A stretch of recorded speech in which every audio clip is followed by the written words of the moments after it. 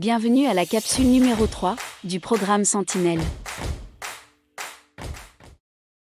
Certains types d'abus peuvent être physiques, émotionnels, verbaux, financiers et sexuels. L'abus physique est défini comme étant tout acte de violence ou de traitement violent causant des blessures ou de l'inconfort physique. L'abus émotionnel et psychologique consiste dans l'infliction intentionnelle de détresse psychologique ou mentale sur une autre personne. En voici quelques exemples.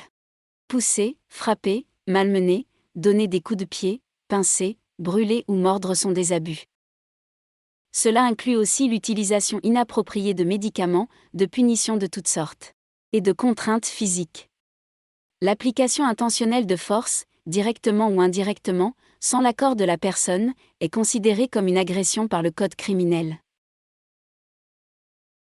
Cette catégorie inclut tout type de comportement menaçant ou coercitif qui érige un déséquilibre des forces entre une personne aînée et celle qui l'agresse.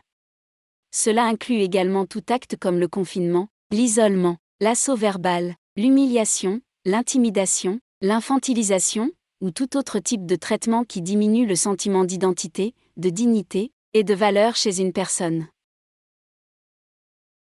L'abus verbal consiste principalement au fait de crier, blasphémer, injurier et faire des commentaires désobligeants envers une autre personne.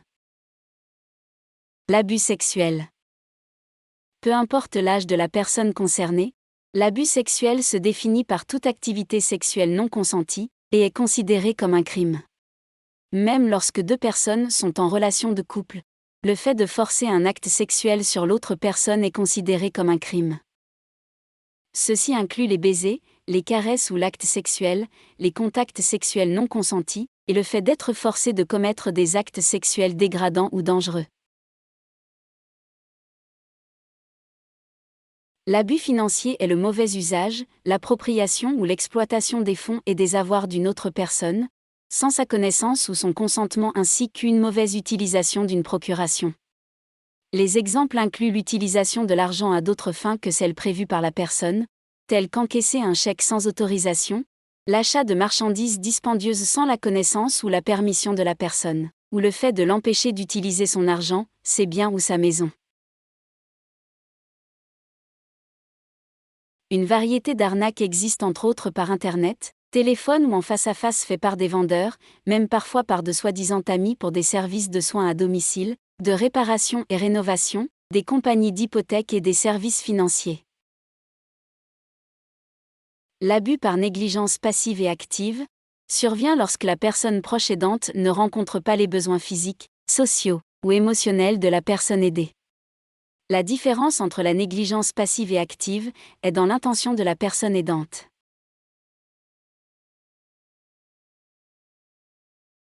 Lors d'une négligence active, on manque intentionnellement à ses obligations envers la personne aidée.